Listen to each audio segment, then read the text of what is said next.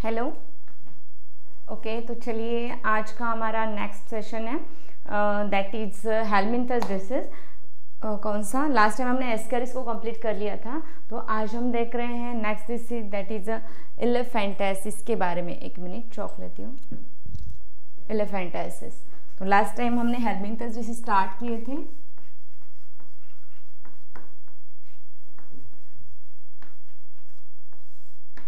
दो है जो कि हमारे स्टडी में नाम आ चुके हैं, ascariasis as well as elephantiasis.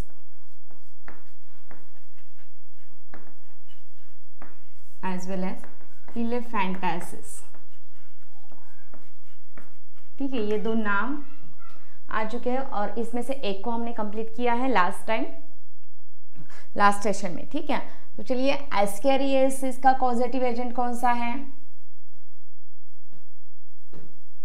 Yes, Entamoeba histolytica, exactly.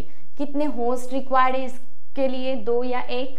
Obviously single host is required, that is it is a monogenetic type of life cycle. ये है मोनोजेनेटिक लाइफ साइकिल शो कर रहा है। इसमें सिंगल होस्ट रिक्वायर्ड है। कौन सा? Single host. वो भी कौन है? ह्यूमन या मैन, ओके। और बाकी के स्टेजेस उसके सॉइल में कंप्लीट हो जाते हैं। उसके एग जो है वो सॉइल में, ड्राई सॉइल में नहीं, थोड़े से वेट सॉइल में सर्वाइव हो जाते हैं। आज हम देखेंगे एलिफेंटासिस के बारे में। Elephantiasis is also called as a filariasis. Elephantiasis is also called as a filariasis. NCERT में इतना ज़्यादा नहीं है, बट चलिए थोड़ा बहुत हम इसके बारे में और डिटेल में जान लेते हैं। एस्केरियासिस के बारे में भी हमने पूरी साइकिल उसकी देख ली थी कि एस्केरियासिस की साइकिल ह्यूमन के कौन कौन से ऑर्गन्स में कंप्लीट हो रही है, कहाँ मल्टीप्लिकेशन हो रहा है, उसके एग जो है वो सॉइल में कैसे सर्वाइव हो रहे हैं, उसका जो भी एग का सर्वाइवल ड्यूरेशन है वो कितना होता है, इन डिटेल। वैसे ही हम एलिफेंटासिस के बारे में लर्न करेंगे। तो एस्केरियासिस ये नॉर्मली फिको ओरल रूट की वजह से होता है, कंटामिनेटेड फूड एंड वाटर की वजह से, ठीक है। तो चलिए, एलिफेंटासिस का मोड ऑफ ट्रांसमिशन क्या है? इसका मोड ऑफ ट्रांसमिशन क्या है? एग्जैक्टली। तो चलिए, ये वेक्टर बॉर्न डिसीज है। क्या? Vector borne disease. ये क्या है? Vector borne disease. मतलब कौन सा वेक्टर यहाँ है? That is mosquito. कौन सा वेक्टर है यहाँ? मस्कीटो। ऑलरेडी और एक वेक्टर बॉर्न डिसीज हमने यहाँ लर्न किया है लास्ट वाले सेशन में, दैट इज अ मलेरिया। ये भी वेक्टर बॉर्न डिसीज है। ये भी एक मस्कीटो के थ्रू ही कैरी हो रहा है। मतलब ये कौन कैरी कर रहा है? एक्चुअली ये मस्कीटो क्रिएट नहीं कर रहा है, कोई भी मस्कीटो नहीं, स्पेशल मस्कीटो। और ये जो वेक्टर बॉर्न डिसीज है, इसमें जो वेक्टर यूज किया जा रहा है वो है मस्कीटो, और specially it is called as a Culex pipiens mosquito. Culex pipiens mosquito, और वो भी compulsory female. Why? Because female mosquito are feed on human blood और male mosquito feed on exactly plant के सेल, सैप पर feeding करते हैं। तो चलिए, वेक्टर बॉर्न डिसीज है। मस्कीटो कौन सा है? Culex pipiens mosquito. मलेरिया में हमने देख लिया था female anopheles mosquito, okay, as it is same. But चलिए, मोड ऑफ ट्रांसमिशन ये रहा। नेक्स्ट, इसका कॉजेटिव एजेंट क्या है? CA कॉजेटिव एजेंट क्या है? Causative agent Wuchereria bancrofti. बहुत बार पूछा गया है ये क्वेश्चन नीट में। वोकेरिया बैनक्राफ्टी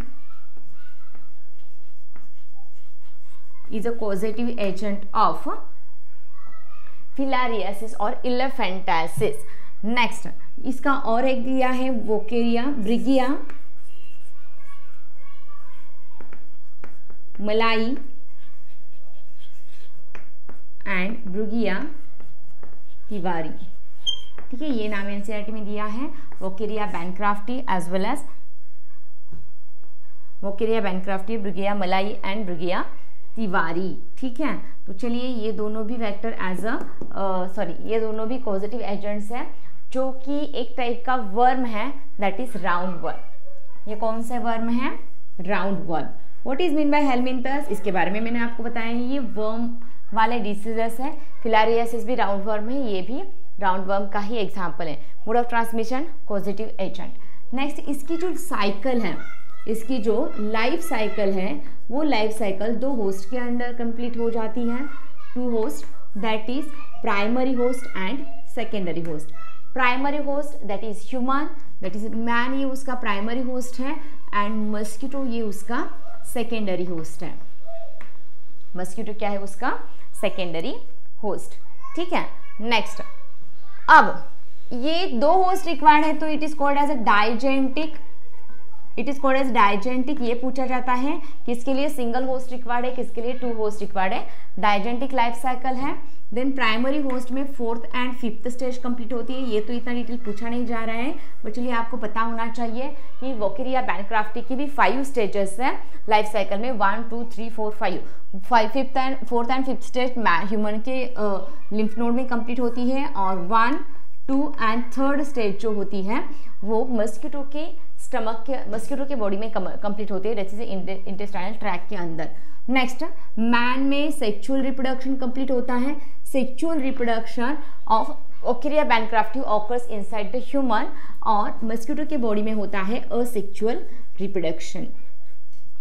इसकी कौन सी स्टेज इन्फेक्टिव होती है, जैसे मलेरिया में हमने देख लिया था कि स्पोरोजोइट ये इन्फेक्टिव स्टेज होती है, वैसे यहाँ कौन सी स्टेज इन्फेक्टिव है, 3rd stage is an infective stage, it is an infective stage. आप तो सभी डॉक्टर बनने वाले हो, तो ये सभी के सभी जो भी डिसीजेस है उसके बारे में आपको पता होना चाहिए, कौन सा प्रोटोजोन है, कौन सा बैक्टीरियल है, कौन सा वायरल है, कौन सा हेलमिंथस है, फंगल कौन सा है, ऑल दिस। यहाँ ओनली 2 एग्जाम्पल्स हमारे बुक में दिए हैं, कौन सा बैक्टीरियल वायरल जो भी हो। ठीक है, चलिए सिंगल होस्ट एस्केरिस का तो हमने कंप्लीट कर लिया, तो इसको तो अगेन रिवाइज नहीं करे हैं। Elephantiasis and फिलारियसिस।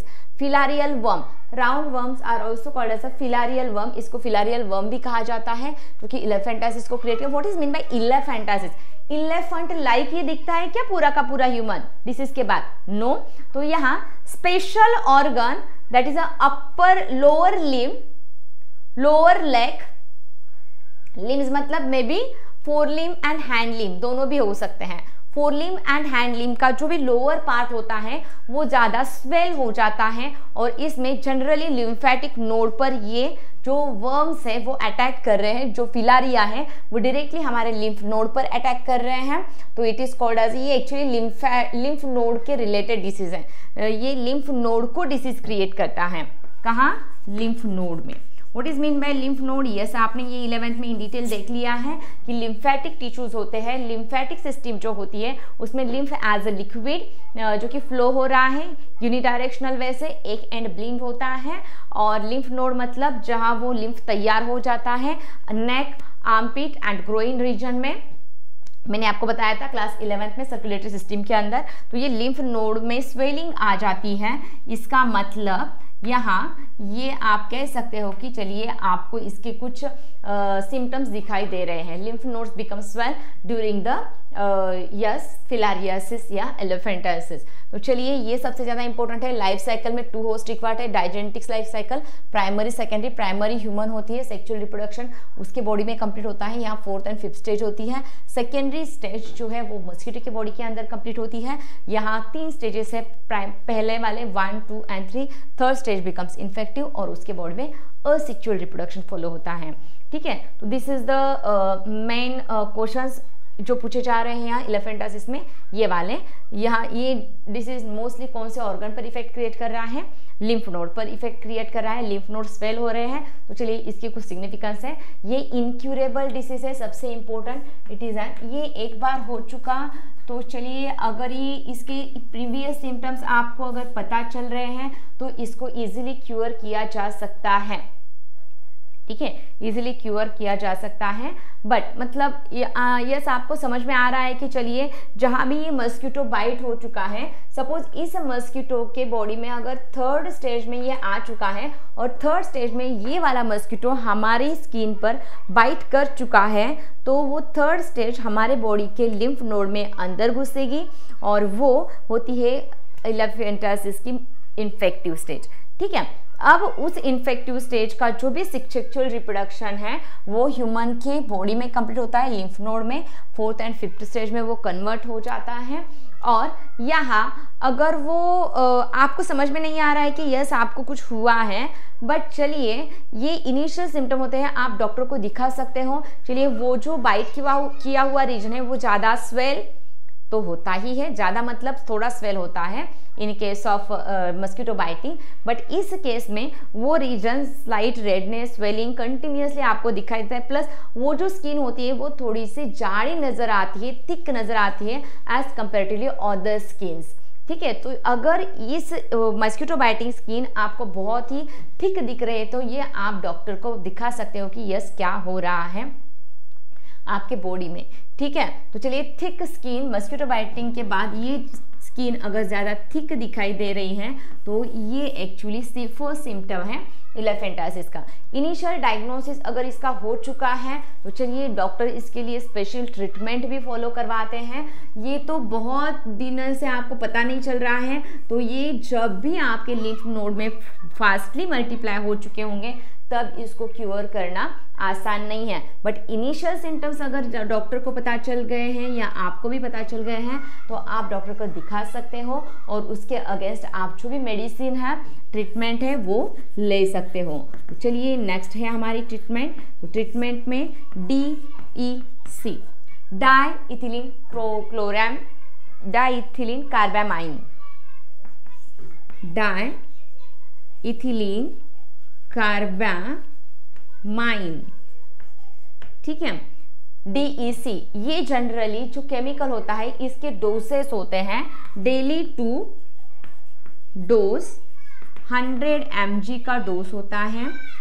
6 मंथ तक अगर आप इसको कंटिन्यूसली ले रहे हो आफ्टर द डायग्नोसिस तो ये डिसीज क्योर हो सकता है। लेकिन चलिए आपको समझ में नहीं आया बहुत सारे मंथ तक तो इसका जो भी वर्म है वो आपके लिम्फ नोड में पूरा का पूरा फैल चुका है तो ये क्योर करना इम्पॉसिबल होता है। ठीक है, तो चलिए इसका इनिशियल अगर डायग्नोसिस हो चुका है तो दिस इज अ क्यूरेबल, और इसका इनिशियल डायग्नोसिस नहीं हो चुका है, आपको पता ही नहीं चल रहा है कि आपके बॉडी में हो क्या रहा है, कंप्लीटली फुल्ली मल्टीप्लाई होगा और ये आपको ऑलरेडी डिसीज क्रिएट कर चुका होगा तो ये उस वक्त कंप्लीटली इनक्यूरेबल है। तो चलिए ये कुछ ट्रीटमेंट, ये उसकी लाइफ साइकिल, ये इसके causative agent and mode of transmission. तो चलिए इसे अगर प्रिवेंट करना है तो प्रिवेंटिव मेजर्स कौन से यूज़ करने हैं, जैसे कि हमने मस्क्यूटो प्रिवेंशन के लिए मलेरियाज में देखे थे वही सेम प्रिवेंटिव मेजर्स हमें यहाँ भी यूज़ करने हैं।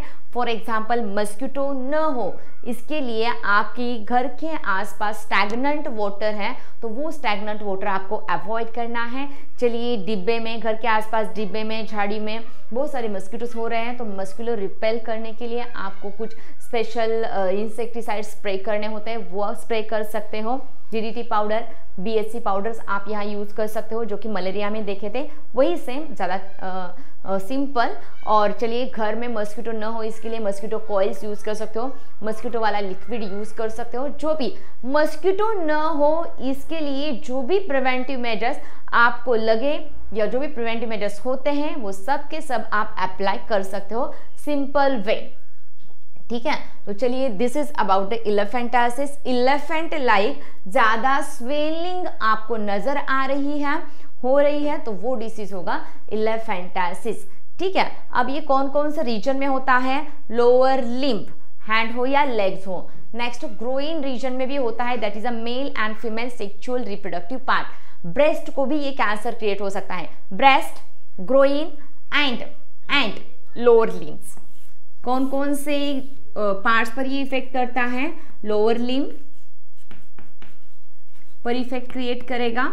Next breast and male and female groin region में भी ये क्या करता है, इफेक्ट क्रिएट करता है। तो यहाँ के जो भी लिम्फ नोड है वो स्वेल हो जाते हैं और ये डिसीज फैल जाता है। तो दिस इज अबाउट द इलेफेंटाइसिस। तो यहाँ हमारे दोनों भी हेलमिंथर डिसीज कंप्लीट हो जाते हैं, इलेफेंटाइसिस एज वेल एज एस्कैरियासिस। चलिए नेक्स्ट सेशन के अंदर हम देख लेंगे नेक्स्ट पार्ट जो कि कौन सा, typhoid and pneumonia bacterial diseases के बारे में। तो चलिए नेक्स्ट सेशन में मिलते हैं with bacterial disease, typhoid as well as pneumonia.